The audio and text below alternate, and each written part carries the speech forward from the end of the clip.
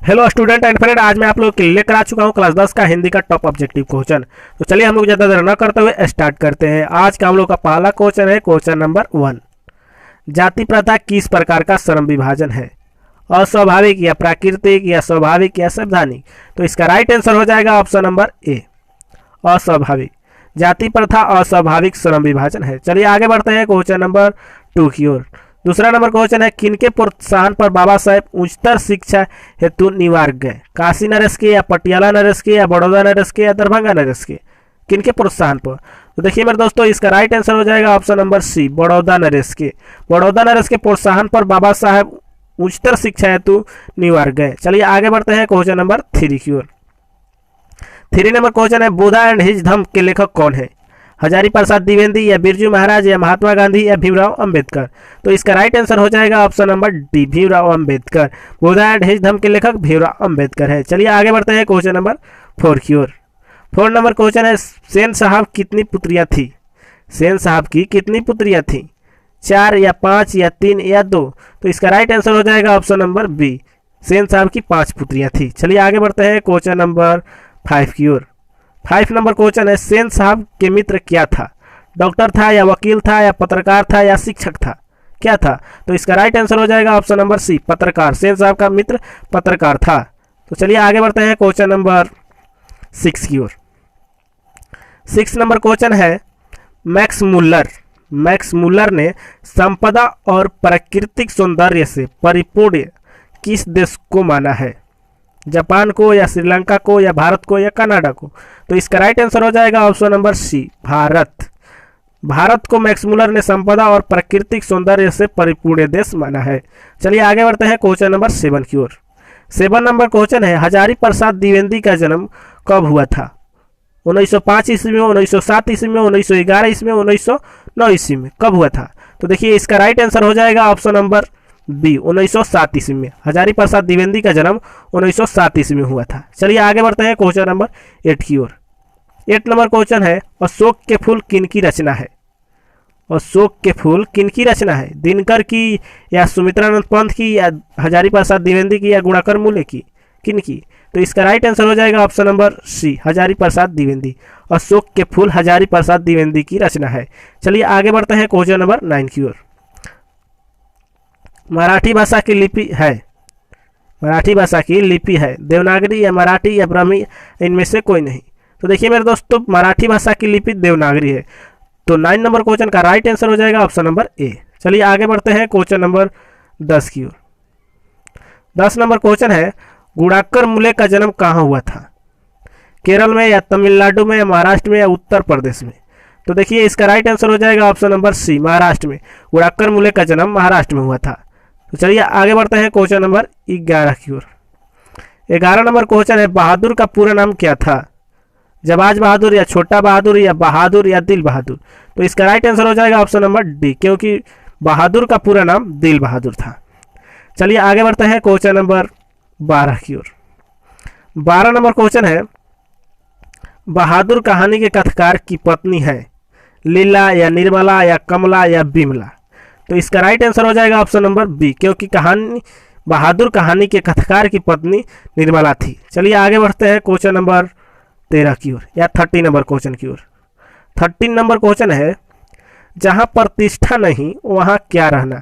यह बात किसके मन में उत्पन्न हुई? किशोर के या निर्मला के या बहादुर के या लेखक के? तो देखिए मेरे दोस्तों, यह बात बहादुर के मन में उत्पन्न हुई। जहां प्रतिष्ठा नहीं वहां क्या रहना? तो इसलिए 13 का राइट आंसर हो जाएगा ऑप्शन नंबर सी। चलिए आगे बढ़ते हैं क्वेश्चन नंबर 14 की ओर। 14 नंबर क्वेश्चन है, किसने बहादुर को डंडे से पिटाई कर दी? कहानीकार ने या किशोर ने या फौजी ने या पहरेदार ने? तो इसका राइट आंसर हो जाएगा ऑप्शन नंबर बी, बहादुर को डंडे से पिटाई किशोर ने कर दी। चलिए आगे बढ़ते हैं क्वेश्चन नंबर 15 की ओर। 15 नंबर क्वेश्चन है, परंपरा का मूल्यांकन किसकी कृति है या किसकी रचना है? रामविलास शर्मा की या रामधारी सिंह दिनकर की, या अशोक वाजपेयी की, या यतीन्द्र मिश्र की, किसकी? तो इसका राइट आंसर हो जाएगा ऑप्शन नंबर ए, रामविलास शर्मा। परंपरा का मूल्यांकन रामविलास शर्मा की रचना है। चलिए आगे बढ़ते हैं क्वेश्चन नंबर 16 की ओर। 16 नंबर क्वेश्चन है, रामविलास शर्मा का जन्म कब हुआ था? 10 अक्टूबर 1912 को, या 20 सितंबर 1913 को, या 25 नवंबर 1914 को, या 10 अक्टूबर 1911 को? कब हुआ था रामविलास शर्मा का जन्म? तो देखिए मेरे दोस्तों, इसका राइट आंसर हो जाएगा ऑप्शन नंबर ए, 10 अक्टूबर 1912। चलिए आगे बढ़ते हैं क्वेश्चन नंबर 17 की ओर। 17 नंबर क्वेश्चन है, पंडित बिरजू महाराज किस कला से संबंधित है? नाट्य कला से, या नृत्य कला से, या संगीत कला से, या चित्रकला से? किस कला से? तो इसका राइट आंसर हो जाएगा ऑप्शन नंबर बी, नृत्य कला से। तो चलिए आगे बढ़ते हैं क्वेश्चन नंबर 18 की ओर, 18 नंबर क्वेश्चन की ओर। 18 नंबर क्वेश्चन है, जीत जीत मैं निखरत किस विधा की रचना है? जीत जीत मैं निखरत किस विधा की रचना है? व्यक्ति चित्र, या निबंध, या आत्मकथा, या साक्षात्कार? तो इसका राइट आंसर हो जाएगा ऑप्शन नंबर डी, साक्षात्कार। जीत जीत मैं निखरत हूँ, यह साक्षात्कार विधा की रचना है। चलिए आगे बढ़ते हैं क्वेश्चन नंबर 19 की ओर, या 19 नंबर क्वेश्चन की ओर। 19 नंबर क्वेश्चन है, पंडित बिरजू महाराज है, पंडित बिरजू महाराज है क्या है? गायक है, या लेखक है, या नर्तक है, या कहानीकार है? तो इसका राइट आंसर हो जाएगा ऑप्शन नंबर सी, नर्तक। पंडित बिरजू महाराज नर्तक है। चलिए आगे बढ़ते हैं क्वेश्चन नंबर 20 की ओर, या 20 की ओर। 20 नंबर क्वेश्चन है, अभिनव कहाँ स्थित है? फ्रांस में, या रूस में, या भारत में, या मिस्र में? तो इसका राइट आंसर हो जाएगा ऑप्शन नंबर ए, फ्रांस में। अभिनव फ्रांस में स्थित है। चलिए आगे बढ़ते हैं क्वेश्चन नंबर 21 यानी 21 नंबर क्वेश्चन की ओर। 21 नंबर क्वेश्चन है, पिताजी ने बाजार से कितनी मछली खरीदी थी? 1 या 2 या 3 या 4? तो इसका राइट आंसर हो जाएगा ऑप्शन नंबर सी, 3। पिताजी ने बाजार से 3 मछली खरीदी थी। चलिए आगे बढ़ते हैं क्वेश्चन नंबर 22 की ओर, या 22 नंबर क्वेश्चन की ओर। 22 नंबर क्वेश्चन है, विनोद कुमार शुक्ल द्वारा रचित कहानी है बहादुर, या मछली, या विष के दांत, या कुहासा? तो इसका राइट आंसर हो जाएगा ऑप्शन नंबर बी, मछली। विनोद कुमार शुक्ल द्वारा रचित कहानी मछली है। चलिए आगे बढ़ते हैं क्वेश्चन नंबर 23 की ओर, या 22 नंबर क्वेश्चन की ओर। 22 नंबर क्वेश्चन, बल्कि 23 नंबर क्वेश्चन की ओर। 23 नंबर क्वेश्चन है, कौन ठंड से कांप रहा था? कथाकार, या संतु, या भगु, या कथाकार की बहन? तो इसका राइट आंसर हो जाएगा ऑप्शन नंबर बी, संतु। संतु ठंड से कांप रहा था। चलिए आगे बढ़ते हैं क्वेश्चन नंबर 24 की ओर। 24 नंबर क्वेश्चन है, नौकर का कमीज किस विधा की रचना है? निबंध, या कहानी, या नाट्य, या उपन्यास? तो इसका राइट आंसर हो जाएगा ऑप्शन नंबर डी, उपन्यास। नौकर का कमीज उपन्यास विधा की रचना है। चलिए आगे बढ़ते हैं क्वेश्चन नंबर 25 की ओर। 25 यानी 25 नंबर क्वेश्चन की ओर। 25 नंबर क्वेश्चन है, नौबत खाने से इबादत किस विधा की रचना है? नौबत खाने से इबादत किस विधा में रचित है? निबंध में, या कहानी में, आलोचना में, या व्यक्ति चित्र में? तो इसका राइट आंसर हो जाएगा ऑप्शन नंबर डी, व्यक्ति चित्र में। चलिए आगे बढ़ते हैं क्वेश्चन नंबर 26 की ओर, यानी 26 नंबर क्वेश्चन की ओर। 26 नंबर क्वेश्चन है, शिक्षा और संस्कृति पाठ में किनके विचार प्रस्तुत हैं? शिक्षा और संस्कृति पाठ में किनके विचार प्रस्तुत हैं? रविंद्रनाथ ठाकुर के, या विनोबा भावे के, या महात्मा गांधी के, या जवाहरलाल नेहरू के? किनके? तो इसका राइट आंसर हो जाएगा ऑप्शन नंबर सी, महात्मा गांधी। शिक्षा और संस्कृति पाठ में महात्मा गांधी के विचार प्रस्तुत हैं। चलिए आगे बढ़ते हैं क्वेश्चन नंबर 27 यानी 27 नंबर क्वेश्चन की ओर। 27 नंबर क्वेश्चन है, गांधी जी ने सबसे उदात्त और बढ़िया शिक्षा किसे कहा है? यांत्रिक शिक्षा को, या अहिंसक प्रतिरोध को, या योगा अभ्यास को? इनमें से कोई नहीं। तो इसका राइट आंसर हो जाएगा ऑप्शन नंबर बी, अहिंसा प्रतिरोध। गांधी जी ने सबसे उदात्त और बढ़िया शिक्षा अहिंसा और प्रतिरोध को कहा है। चलिए आगे बढ़ते हैं क्वेश्चन नंबर 28 नंबर क्वेश्चन है, अहिंसा दिवस किस तारीख को मनाया जाता है? अहिंसा दिवस किस तारीख को मनाया जाता है? सबसे इजी क्वेश्चन, 20 जनवरी को या 18 जनवरी को या 2 अक्टूबर को या 15 अगस्त को? तो इसका राइट आंसर हो जाएगा ऑप्शन नंबर सी, 2 अक्टूबर को। चलिए आगे बढ़ते हैं क्वेश्चन नंबर 29 की ओर। 29 नंबर क्वेश्चन है, गुरु नानक के पिता थे दीनबंधु खत्री या मूलचंद खत्री या कालूचंद खत्री या दयाल चंद खत्री? इसका राइट आंसर हो जाएगा option number C, Kaluchand Khatri. Guru Nanak के पिता का नाम कालूचंद खत्री था। चलिए आगे बढ़ते हैं क्वेश्चन नंबर 30 यानी 30 नंबर क्वेश्चन की ओर। 30 नंबर क्वेश्चन है, सिख धर्म के प्रवर्तन किसने किया? गुरु नानक के ने या गुरु गोविंद सिंह ने, गुरु तेगा बहादुर ने या गुरु अर्जुन देव ने? किसने? तो इसका राइट आंसर हो जाएगा ऑप्शन नंबर ए, गुरु नानक।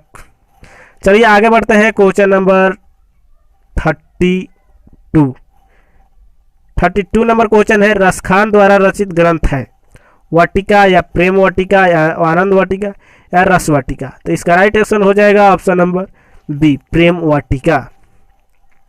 चलिए आगे बढ़ते हैं क्वेश्चन नंबर 33 की ओर।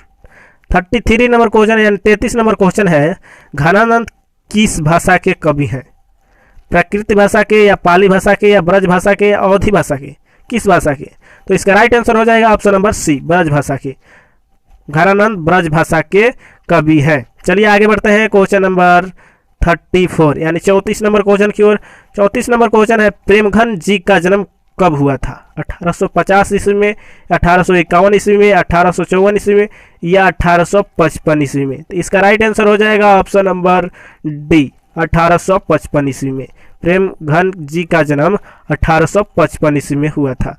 चलिए आगे बढ़ते हैं क्वेश्चन नंबर 35 या 35 नंबर क्वेश्चन की ओर। 35 नंबर क्वेश्चन है, पंत जी किस युग के कवि थे? भारतेंदु युग के या रीति युग के या क्षयवाद के या इनमें से कोई नहीं? इसका राइट आंसर हो जाएगा ऑप्शन नंबर सी, छायावाद के। चलिए आगे बढ़ते हैं क्वेश्चन नंबर 36 यानी 36 नंबर क्वेश्चन की ओर। 36 नंबर क्वेश्चन है, पंत का जन्म कहाँ हुआ था? पंत का जन्म कहाँ हुआ था? पटना साहिब पटना या कौसानी अल्मोड़ा में या सारण वैशाली में या बुटाटी राजस्थान में? कहाँ पे हुआ था? तो देखिए मेरे दोस्तों, पंत जी का जन्म कौसानी अल्मोड़ा में हुआ था। कहाँ पे हुआ था? कौसानी अल्मोड़ा। चलिए आगे बढ़ते हैं क्वेश्चन नंबर 37 यानी 37 नंबर क्वेश्चन की ओर। 37 नंबर क्वेश्चन है, जनतंत्र का जन्म कविता में, जनतंत्र का जन्म कविता में कवि ने किसे शक्तिशाली कहा है? जनता को या राजा को या देवता को या राक्षस को? तो इसका राइट आंसर हो जाएगा ऑप्शन नंबर ए, जनता को। जनतंत्र का जन्म कविता में कवि ने जनता को शक्तिशाली कहा है। चलिए आगे बढ़ते हैं क्वेश्चन नंबर 38 की ओर। 38 नंबर क्वेश्चन है, दिनकर जी को किस रचना पर ज्ञानपीठ पुरस्कार मिला था? दिनकर जी को किस रचना पर ज्ञानपीठ पुरस्कार मिला था? प्राणभंग को, रसिमरथी पर या उर्वशी पर या नील कुसुम पर? इसका राइट आंसर हो जाएगा ऑप्शन नंबर सी। बढ़ते हैं क्वेश्चन नंबर 39 यानी 39 नंबर क्वेश्चन की ओर। 39 नंबर क्वेश्चन है, रेनर मारिया रिल्के द्वारा रचित कविता है। रेनर मारिया रिल्के द्वारा रचित कविता है, मेरे बिना तू प्रभु या लौट कर आऊँगा या अक्षर का ज्ञान या हमारी नींद? इसका राइट आंसर हो जाएगा option number A, Rainer Maria Rilke द्वारा रचित कविता मेरे बिना तू प्रभु है। चलिए आगे बढ़ते हैं क्वेश्चन नंबर 40 की ओर। 40 नंबर क्वेश्चन है, मागमा क्या बेचती थी? दूध या दही, मक्खन या घी? मागमा क्या बेचती थी? दूध या दही या मक्खन या घी? तो इसका राइट आंसर हो जाएगा ऑप्शन नंबर बी, दही। मागमा दही बेचती थी। चलिए आगे बढ़ते हैं क्वेश्चन नंबर 41 की ओर। 41 नंबर क्वेश्चन है, ढहते विश्वास कहानी का कहानीकार कौन है? ढहते विश्वास कहानी का कहानीकार कौन है? श्रीनिवास या सावरदैया या सात कोड़ी होता या सुजाता? तो इसका राइट आंसर हो जाएगा ऑप्शन नंबर सी, सात कोड़ी होता। ढहते विश्वास कहानी का कहानीकार सात कोड़ी होता है। चलिए आज के लिए इतना ही रखते हैं, फिर मिलते हैं कुछ समय के बाद।